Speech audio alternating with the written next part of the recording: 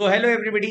Now we are into unit number 3 of the Indian Partnership Act 1932 which talks about dissolution of firm. तो दोस्तों हम यहाँ पे dissolution of partnership firm को पढ़ने आए हैं. Dissolution of partnership एक होता है dissolution of partnership और एक होता है dissolution of partnership firm. तो dissolution of partnership और dissolution of partnership firm में क्या डिफरेंस है? तो आंसर इज कि dissolution of partnership का मतलब होता है reconstitution, change in the relation of the partnership. ये कैसे होता है? या तो पार्टनर एडमिट होगा, रिटायर होगा, एक्सपेल होगा, एक्सपेल मतलब बाहर निकाल देना, है ना, डेथ हो जाएगी, इंसॉल्वेंट हो जाए पार्टनर, उस केस को हम बोलते हैं डिसोल्यूशन ऑफ पार्टनरशिप. यहां पर पार्टनरशिप बंद नहीं होगी बट एक तरह से पार्टनर्स के रिलेशंस चेंज हो जाएंगे. ठीक है, लेकिन हमारा चैप्टर क्या है? डिसोल्यूशन ऑफ पार्टनरशिप फर्म, जो हम यहाँ बात करने वाले हैं. तो डिसोल्यूशन ऑफ पार्टनरशिप फर्म मतलब पार्टनरशिप बंद होने वाली है. करेक्ट. तो ये यहीं से हमारा चैप्टर चालू होगा. यूनिट 1 के बाद अब हम यूनिट 3 पढ़ेंगे और उसके बाद यूनिट 2 का रिवीजन करेंगे. ठीक है, तो फटाफट से डिसोल्यूशन ऑफ पार्टनरशिप फर्म का सेक्शन है सेक्शन 39. क्या बोलता है? When entire firm is close down then it is called dissolution of firm. Correct. But अगर मैं यहाँ पे बोलूं डिसोल्यूशन ऑफ पार्टनरशिप, तो HD buddy doctor, HD and associates है, doctor retire from the firm, there is a dissolution of partnership. It may also be called as reconstitution of firm. याद रखना, dissolution of firm results into dissolution of partnership but dissolution of partnership may not result into dissolution of firm. Dissolution of firm का मतलब पूरा business बंद हो गया है. तो डिसोल्यूशन ऑफ फर्म का मतलब भी डिसोल्यूशन ऑफ पार्टनरशिप होता है. But dissolution of partnership does not mean dissolution of partnership firm. Correct. तो सेक्शन 39 बोलता है डिसोल्यूशन ऑफ पार्टनरशिप फर्म के बारे में कि जब पूरा बिजनेस बंद हो जाए बाय द पार्टनर्स, वो हम उसे बोलते हैं dissolution of partnership firm. Section 39. अब ये दो तरीके से होता है, या तो कोर्ट का इंटरवेंशन ना हो, बिना कोर्ट के इंटरवेंशन के, या कोर्ट के इंटरवेंशन के थ्रू. सर, बिना कोर्ट के इंटरवेंशन के दो तरीके हैं, या तो कंपलसरी डिसोल्यूशन हो जाए या वॉलेंटरीली डिसोल्यूशन हो जाए. सर, कंपलसरी डिसोल्यूशन का क्या मतलब होता है? कंपलसरी डिसोल्यूशन सेक्शन 41 में हमें चलना पड़ता है. कब पार्टनरशिप फर्म कंपलसरी डिसॉल्व होगी? तो in following cases compulsory dissolution हो जाएगा. या तो सारे पार्टनर्स क्या हो जाएं, सारे partner except one partner die और बिकम इंसॉल्वेंट. चार पार्टनर थे, तीन मर गए या तीन इंसॉल्वेंट हो गए, अब अकेला पर्सन पार्टनरशिप नहीं चला सकता, तो पार्टनरशिप बंद ही करनी पड़ेगी. या तो पार्टनरशिप का एक ही बिजनेस था, वो पूरा बिजनेस अनलॉफुल हो गया. लेकिन अगर पार्टनरशिप फर्म बहुत सारे बिजनेस कर रही थी और कोई एक बिजनेस या दो बिजनेस अनलॉफुल हो गए हैं, तो उन दोनों को छोड़ के बाकी बिजनेस कंटिन्यू कर सकती है. एक एक्सेप्शन. ठीक है, ओके. तो यहां जाके मैंने आपको बताया कि कब सेक्शन 41 एप्लीकेबल होगा. सेक्शन 41 एप्लीकेबल होता है बिना कोर्ट के इंटरवेंशन के compulsory dissolution of partnership firm. दो केसेस में होता है, या तो सारे पार्टनर एक्सेप्ट वन मर जाएं या इंसॉल्वेंट हो जाएं, या फिर बिजनेस अनलॉफुल हो जाए. सर, वॉलेंटरी या ऑप्शनल डिसोल्यूशन कब होता है? या तो पार्टनर्स का आपस में एग्रीमेंट है, सेक्शन 40 ऐसा बोलता है. सेक्शन 43 बोलता है कि अगर पार्टनर से नोटिस देके डिसोल्यूशन कर लिया, या कोई ऐसी अनसर्टन या सर्टन कंटिंजेंसी हो गई सेक्शन 42 के हिसाब से.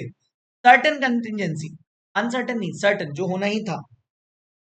पार्टनरशिप किसी फिक्स टाइम के लिए तैयार प्रिपेयर की गई थी, वो टाइम खत्म हो गया, आप डिसोल्यूशन कर लो. कोई एडवेंचर था, वो हो गया, खत्म हो गया. डेथ ऑफ पार्टनर, कोई पार्टनर था, वो मेन पार्टनर था, वही मर गया, या वही मेन पार्टनर इंसॉल्वेंट हो गया. ऐसे केसेस में क्या हो जाएगी? पार्टनरशिप डिसॉल्व हो जाएगी optionally, voluntarily, not compulsory. Correct. तो याद रखना, बिना कोर्ट के इंटरवेंशन के दो, या तो वॉलेंटरी या कंपलसरी. Voluntary section 40, 43, 42.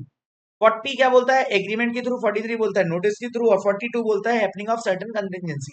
41 बोलता है कंपलसरी, या तो सब लोग मर जाएं एक आध को छोड़ के, एक को छोड़ के, या बिजनेस ही अनलॉफुल हो जाए. करेक्ट. अच्छा, लेकिन कोर्ट का इंटरवेंशन लग गया डिसोल्यूशन कराने में, तो याद रखना दोस्तों, हमें जाना पड़ेगा सेक्शन 44 में. क्या बोलता है? IIM PTPO, IIM PTPO, IIM PTPO. Sir, ये क्या है? एक निमोनिक है. आपको सेक्शन 44 के सारे कंटेंट्स याद रखने के लिए, कब कोर्ट इंटरवेन करती है. या तो पार्टनर्स क्या हो जाए? इनसेन, इनसेन हो जाए. राजू, श्याम, बाबूराव, एचडी. राजू हो गया क्या? इनसेन.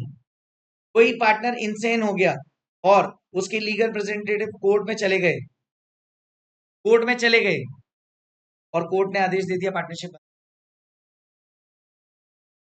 सर, इंसेन के बाद सेकंड है IIM, याद रखना IIM, I for insane, I for incapacity, फिर M फॉर मिसकंडक्ट।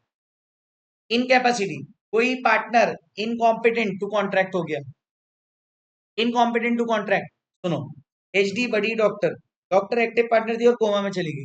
अब बड़ी बोल रही, बोले चलाओ पार्टनरशिप, और HD बोल रहा है नहीं चलाओ। क्या?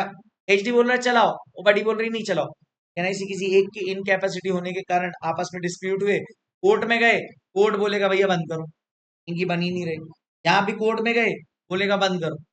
ठीक है। IIM, M फॉर मिसकंडक्ट, किसी एक ने गलत किया, कांड किया, गलत किया बाकी पार्टनर्स के साथ, तो बाकी पार्टनर्स मिलके पार्टनरशिप फॉर्म डिसॉल्व करा सकते हैं, बंद करा सकते हैं। Persistent breach of agreement, frequently, persistent का मतलब होता है फ्रीक्वेंटली, फ्रीक्वेंटली आप ब्रीच कर रहे हो एग्रीमेंट का। यश और मोक्ष ने मिलकर एक पार्टनरशिप बनाई। मोक्ष कभी बिजनेस में आता नहीं था, यश गल्ले पे बैठता था, और यश क्या करता था, सारे कैश ट्रांजेक्शन अपने पर्सनल अकाउंट में डाल लेता था, कैश अपनी जेब में डाल लेता था, पार्टनरशिप बिजनेस के गल्ले में नहीं डालता था, और ऑनलाइन ट्रांजेक्शन मोक्ष को दिखाता था। ये बात मोक्ष को पता चली, बताओ पार्टनर्स का ट्रस्ट, भरोसा टूट गया, तो कहना ही ये दोनों कंटिन्यू करेंगे क्या? नहीं। यश बोलेगा चलाओ, मोक्ष बोलेगा मत चलाओ, बंद करो, और ये जाएंगे कोर्ट में, कोर्ट बोलेगा भैया तुम लड़ रहे हो तो एक काम करो, बंद करो। करेक्ट है, तो चार हो गए, IIM, PT, PO। तो P से परसिस्टेंट हो गया, T for transfer of interest, और फिर से PO, T for transfer of interest. Raju, Shyam और बाबूराव, राजू ने टेक लोन लिया है तोतला सेठ से for his personal use. Later Raju could not pay his loan, Raju ने अपना इंटरेस्ट किसको ऑफ द फर्म किसको, टोटला सेठ को दे दिया ताकि उसका रिपेमेंट हो सके लोन का। ना, श्याम और बाबूराव बोलते यार हमें अब इसका इंटरेस्ट नहीं देना है टोटला सेठ को, हम नहीं देंगे भाई, अगर ये टोटला सेठ को इंटरेस्ट ट्रांसफर कर रहे हो, हम कंफर्टेबल नहीं है, हम जा रहे हैं कोर्ट, हमें नहीं चलानी पार्टनरशिप, कहने से बिजनेस ही बंद हो जाएगा। Correct, thank you sir. आ गया sir. Perpetual losses, perpetual losses मतलब कांस्टेंट लॉसेस, फ्रीक्वेंट लॉसेस, है ना। और लास्ट है O, तो IIM, PT, PO, लास्ट है O, other just and equitable ground, मतलब fair and reasonable, fair and reasonable grounds पर भी पार्टनरशिप बंद करा सकती है कोर्ट। तो ये सारे केसेस, 7 केसेस हैं, थाला फॉर अ रीजन, जिसकी वजह से कोर्ट इंटरवीन करके, ये वो ग्राउंड्स हैं या रीजंस हैं जिसकी वजह से पार्टनरशिप बंद, फॉर्म बंद होगी बाय द ऑर्डर ऑफ। अब पार्टनरशिप बंद हो रही है, तो पार्टनरशिप बंद होने के कॉन्सिक्वेंसेस क्या होंगे, कॉन्सिक्वेंसेस ऑफ डिसोल्यूशन, तो liabilities for the acts done after the dissolution. Liability किन एक्ट्स की, जो आफ्टर डिसोल्यूशन हो रहे हैं, इसके बारे में बात करता है सेक्शन 45। डिसोल्यूशन ऑफ फर्म होगा तो उसके लिए पब्लिक नोटिस देना पड़ेगा, अगर आपने पब्लिक नोटिस नहीं दिया तो firm is continue to be liable for the acts, partners are continue to be liable for the acts of the firm then after the dissolution, dissolution के बाद भी आप लाइबल रहोगे अगर आपने पब्लिक नोटिस। ये कौन बोलता है, सेक्शन 45। फिर आता है 45 के बाद section 47, section 47 continuing authority of for winding up. एक बार फर्म डिसॉल्व हो गई तो कोई नया ट्रांजेक्शन एंटर नहीं कर सकते partners on behalf of the firm. However authority of partners to bind the firm continuous for only 2 conditions. दो ट्रांजेक्शन की अथॉरिटी है आपके पास इवन जब डिसोल्यूशन स्टार्ट हो जाए। पहला, जो अनफिनिश्ड ट्रांजेक्शन है उनको आप कंप्लीट करो, और असेट्स और लाइबिलिटीज को सेटल करने के लिए असेट्स को रियलाइज करने के लिए, लाइबिलिटीज को सेटल करने के लिए कोई ट्रांजेक्शन करना पड़े तो करो। ये दो कंडीशन को फुलफिल करने के लिए आप कोई भी ट्रांजेक्शन कर सकते हो इन द फर्म नेम, लेकिन उसके अलावा कोई नया ट्रांजेक्शन नहीं कर सकते। ये बात बोलता है 47। 45 था liability for the act done after dissolution, 47 है continuing authority for winding up, 47 के बाद आता है 46, partners right to utilise the asset, partners right to utilise the asset. फटाफट से इसको हम समझते हैं कि सर अगर पार्टनरशिप के असेट्स हैं और पार्टनरशिप फर्म डिसॉल्व हो रही है तो ये जो असेट्स हैं फर्स्ट यूटिलाइज होंगे ये डेट्स और लाइबिलिटीज ऑफ द फर्म को चुकाने के लिए। उसके बाद जो payment of the debt and liability, अगर कोई सरप्लस बचता है तो ये पार्टनर्स में आपस में उनके रिस्पेक्टिव राइट्स में बट जाएगा। ये कौन बोलता है, section 46। 45 liability for act done after partnership, 47 continuing authority, 46 partners right to utilise the asset. फिर आता है सेक्शन 48। 48 क्या बोलता है पता है आपको, 48 बोलता है mode of settlement of account. Dissolution हुआ, settlement of account of partnership is done as per the partnership deed. जैसे ही डिसोल्यूशन हो सबके अकाउंट सेटल होंगे पार्टनरशिप डीड के हिसाब से। However if partnership does not contain तो however if partnership deed does not contain provision with respect to settlement of account then ये provisions apply होंगे। सबसे पहले losses को write off किया जाएगा, losses current profit से utilize किए जाएंगे। अगर current में profits नहीं है तो पास्ट प्रॉफिट से हम यूटिलाइज करेंगे। If there is still loss, partners की जो कैपिटल है उसको यूटिलाइज करेंगे सेट ऑफ करने के लिए, और स्टिल अगर कोई लॉस है तो फिर पार्टनर्स को कंट्रीब्यूट करना पड़ेगा उस लॉसेस। फर्स्ट प्रॉफिट से यूटिलाइज करो, पास्ट प्रॉफिट से यूटिलाइज करो, फिर भी लॉसेस नहीं खत्म हो पार्टनर्स कैपिटल यूटिलाइज करो, उसके बाद भी लॉस खत्म नहीं हो तो पार्टनर से पर्सनली लाइबिलिटी मंगाओ। तो याद रखना पेमेंट ऑफ लॉसेस कैसे होंगे, ये तीन बातें। ये कौन बोलता है? Section 48 mode of settlement of account. अगर कुछ भी नहीं लिखा है मेंशन डीड में तो ये फॉलो होगा, ठीक है। और लास्ट है इसमें utilisation of assets. Utilisation of assets मतलब जो असेट्स हैं पार्टनरशिप फर्म के, सबसे पहले उनसे पेमेंट आप किसको दोगे? थर्ड पार्टीज को। फिर अगर किसी पार्टनर ने लोन दिया है फर्म को, फिर पार्टनर की कैपिटल ड्यू है कोई पार्टनरशिप में, और फिर उसके बाद कुछ बच गया तो फिर वो कर दो। ये दो बातें कौन बोलता है? सेक्शन 48 सेटलमेंट के लिए। और लास्ट है section 49 payment of firm's debt and partners private debts. Partners private debt और partner payment of firm debt. सबसे पहले आप फर्म की प्रॉपर्टी से पार्टनर्स के फर्म के डेट चुकाओगे, उसके बाद अगर कुछ बता तो पार्टनर्स के प्राइवेट असेट्स डेट्स चुकाओगे। करेक्ट है, ये याद रखना है। इतने सेक्शन है।